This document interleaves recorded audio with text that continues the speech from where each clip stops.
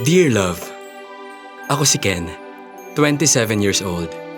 Masasabi ko na biniyayaan ako ng marangyang buhay dahil na rin sa mga negosyo ni Mom abroad.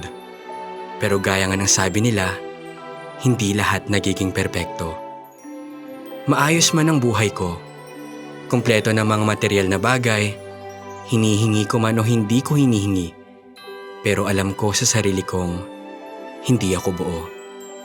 Magmula ng bata ako, hindi ko na nakasama sina Mom at Dad. Palagi kasi silang hindi magkasundo at nag-aaway, kaya ang ending, napagdesisyonan na nilang maghiwalay. Tuluyan na ngang nalamatan ng aking pamilya. Pero alam niyo yung pinakahinihiling ko? Yun ay yung makasama man lang sila at muling maranasan ang saya ng may tunay na pamilya.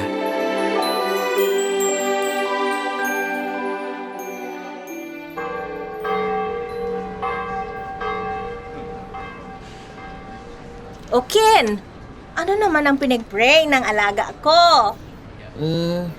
Ang pinag-pray ko po, sana sa pag-uwi natin ay nandun na si Mommy. Opo, oo naman. Di ba nagsabi naman sa'yo ang mami mo na sa Christmas Eve uuwi siya? Opo, kaya nag-bihis po ako ng maganda. Very good! Ano bang una mong gagawin pag nakita mo na ang mami? Kapag nakita ko po siya, tatakbo po ako palapit sa kanya. And I'm gonna hug her so tight. And ikikiss ko po siya yung ganito po, oh. Ay, very sweet talaga ng alaga ko na ito siya. I-reserve mo muna yung sweetness mo, ha? Para may energy ka mamaya. Nandyan na ang mami mo. Hindi ka na antukin. Opo, Yaya. Yay! Makakasama ko na si Mommy. Oo, paniguradong miss na miss ka na rin ng mami mo. Opo, Yaya. Oo. Yaya? Bakit, Ken? Pwede na po ba tayong umuwi? Umuwi? Opo. Baka po kasi naghihintay na dun si Mama. Excited na po akong makasama siya this Christmas Eve. Ay, oo naman. Pero bumili muna tayo ng bibengka. Masarap tong kainin kapag Christmas Eve. Hindi ka pa nakatikim nito kaya patikman kita. Okay po.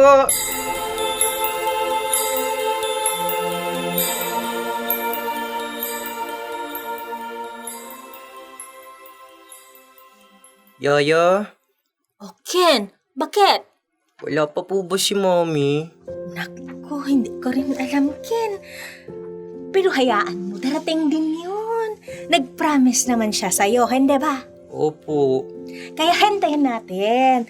Baka na-traffic lang sa biyahe. Ate Bis Minda. Oh, Michael, bakit? Nag-chat si Madam. Hindi na raw siya makakauwi ngayon dahil may mga inaasikaso pa siya. Pakibigay na lang daw kay Ken yung Christmas gift niyang iPad. Ganun ba? Ay, Ken. Yaya. Hindi raw makararating si mami mo. Busy pa raw siya. Yaya naman eh. I knew it. It's okay. Ito, binilhan ka ng mami mo ng iPad. Diba? Gusto mo ito? But I don't want that. I want Mommy to be here. Pero walang si mami mo, Ken. Hayaan mo, kasama mo naman kami ng Kuya Michael. Tayo na lang ang mag-celebrate ng Christmas.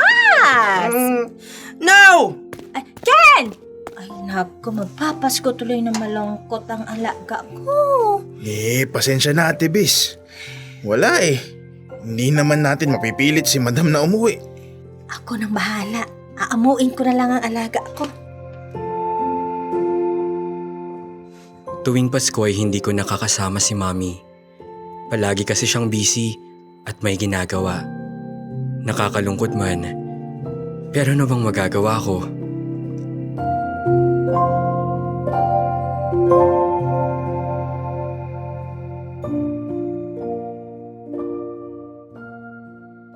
Happy birthday to you!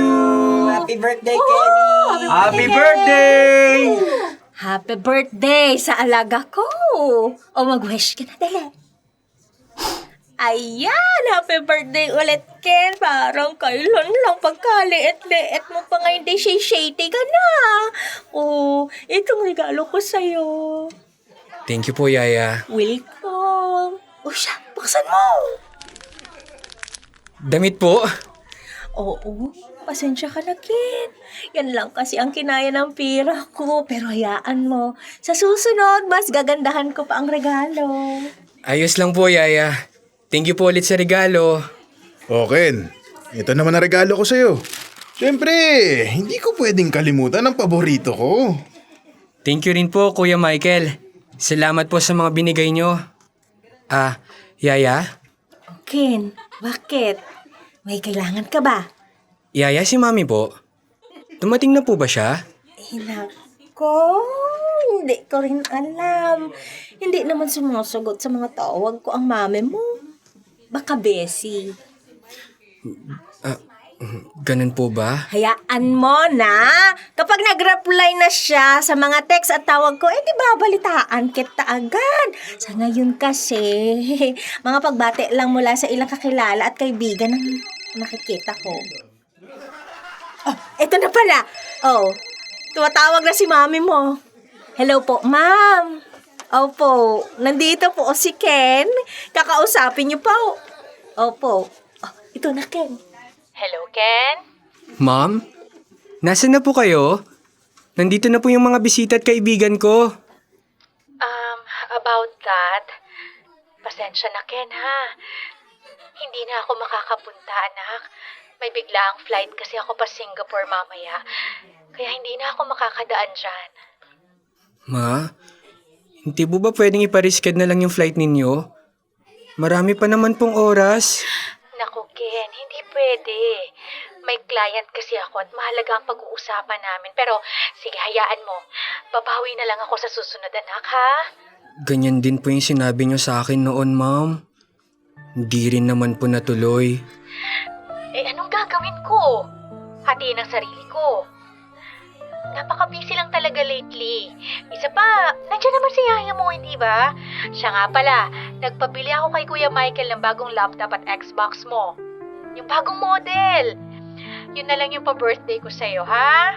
Sige na, Ken. Ibababa ko na to dahil may aasikasuhin pa kasi ako, ah. Don't worry, tatawag ako ulit. Pero, ma'am... Bye! Oh, ano, Ken? Papunta na raw ba si mami mo? Hindi po uwi si ma'am. Tayo lang po ang magse-celebrate. Sa paglipas ng mga panahon, lalong bumigat ang aking dinadala. Tuwing may mga okasyon, palaging wala si ma'am. Maging sa graduation, pinagkakait sa akin na maging masaya. Yung inaasam ko na sana makasama man lang ang aking mga magulang ay hindi natutupad. Ang lungkot lang isipin na para bang nanlilimos ako ng oras sa kanila. Hindi ko na kaya.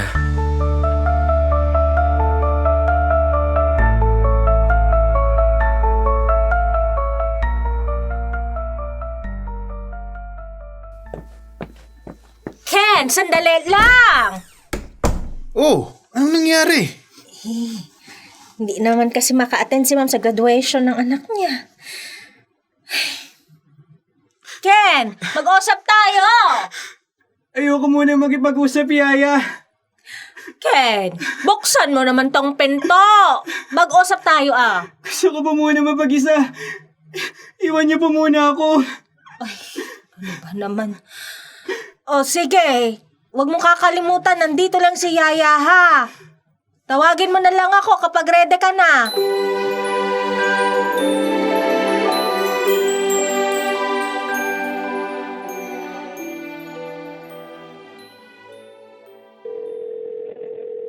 Ma'am, sagutin niyo tong call, please. Mami naman eh. Hello? Ken, mamaya ka na tumawag. Nasa meeting ako. Ma'am, please.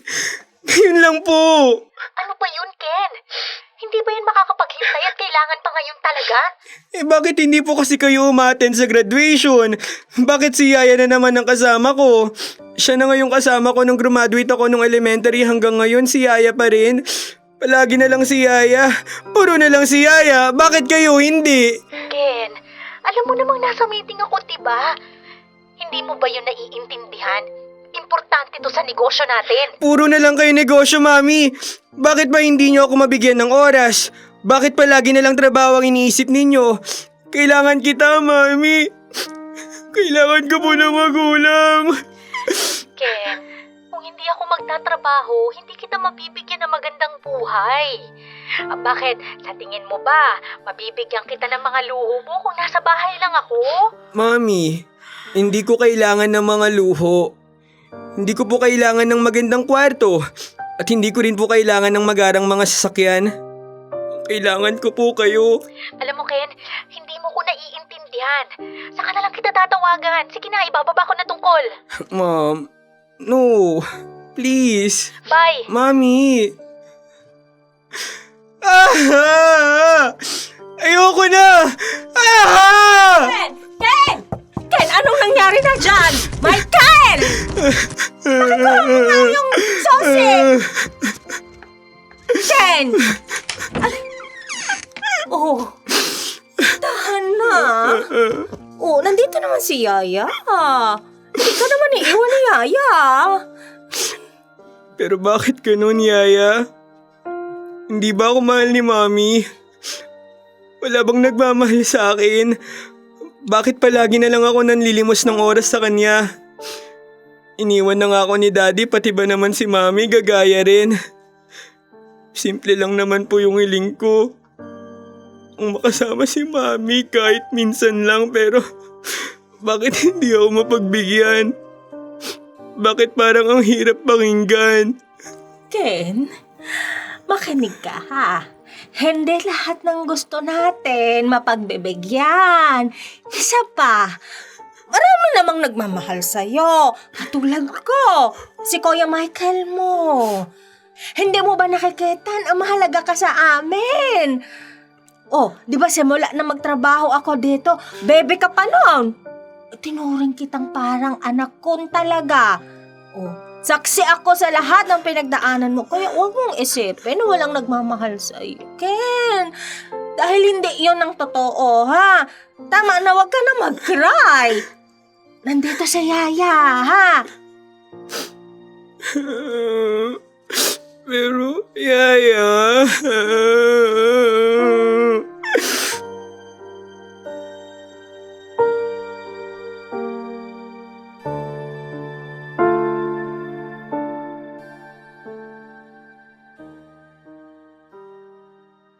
Michael, pasoyo nga nitong queso de bola. Paborito pa naman ito ni Ken. Oh, alam mo naman yung tuwing Pasko, ito lang ang nagpapagaan sa loob ng alaga ako sa tuwing namimiss at hinahanap ang mama niya. Paano yan, Ate Bis? Mukhang hindi na naman makakauwi si Madam ngayong bisperas ng Pasko. Baka umasa na naman si Ken yan. Basta iparamdam lang natin sa kanya na nandito tayo. Wala man ang taong inaasahan niya tuwing may mga okasyon. Nandito tayo para iparamdam sa kanya. Huwag nating hayaan na malungkot ang alaga natin. Okay yon? Okay, Ate Bis. Makakaasa ka. Pasoyo nito, Michael. Pakilagay mo nga sa table. Yaya, ako na po magdadala nitong queso de bola sa hapag. Huh? Hindi mo ba hihintayin ang tawag ng mami mo? Baka tumawag yun. Hindi na po, Yaya. Baka busy pa po siya. Okay na po sa akin na binati niya ako kahit sa chat lang. Ay, ganun ba? Nakakapanibago ay. Nasanay kasi ako na palagi kang nakakulong sa kwarto tuwing Pasko at bagong taon. Di ba't kadalas ay dinadalhan lang kita ng pagkain? Sinasamahan sa kwarto para hindi ka malungkot. Nagbago na po ako, Yaya. Siguro sabihin na lang po natin na napaka-busy talaga ni Mommy at bakit ko naman po hanapin yung mga taong wala kung nandito naman po yung mga taong nagmamahal sa akin mula nung pagkabata ko. Anong ibig mo sabihin, Ken? Yaya, thank you po. Para saan naman? Alam niyo po, na-realize ko ang mga sinabi niyo at namulat ako na palagi na lang akong nakafocus sa paghihintay kay mommy at hindi ko na napapansin na may mga taong tunay na nagpapahalaga sa akin at hindi ako iniiwan. Sorry rin po yaya kung ngayon ko lang napagtanto na nasa tabi ko lang pala ang taong parang magulang ko na rin. Ken, nandyan ang mami mo. Wala lang siya palagi sa tabi mo. Opo yaya, alam ko naman po yun. Pero iba pa rin po yung pagpapahalaga ninyo sa akin. Kaya po ni Kuya Michael, hindi ako magtatanim ng sama ng loob sa kanya. Pero magpapasalamat po ako dahil sa wakas, nakita ko na ang pinaka-love ko. At ikaw yun, Yaya. Saka si Kuya Michael na rin. Kayo ang pinaka-love ko. Totoo ba yan? Siyempre naman po. Ano ba yan, Ken? Pinapaiyak mo ako. Basta palagi mong tandaan ha. Mahal ka ni Yaya. Mahal na mahal din po kita, Yaya. Sus, tama na yan. Kumain na tayo dahil Pasko na. Merry Christmas! Merry Christmas din po sa inyo, Kuya Michael, Yaya. Kainan na po. O, dahan-dahan lang, Ken ha. Baka mabolonan ng alaga ako.